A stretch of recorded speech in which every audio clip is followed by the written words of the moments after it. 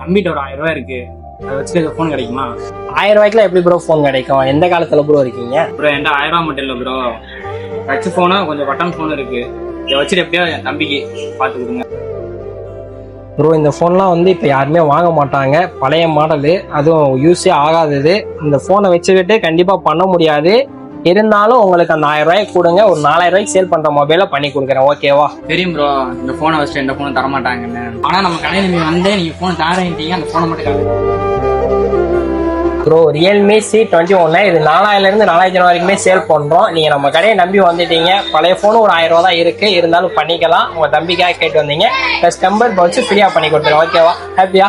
பாருங்கள் பிடிச்சிருக்கான்னு ஃபுல்லாக செக் பண்ணி. டேய் இந்த ஃபோன் நல்லா இருக்கு, உனக்கு எப்படி இருக்கு யூஸ் பண்ணி பாரு.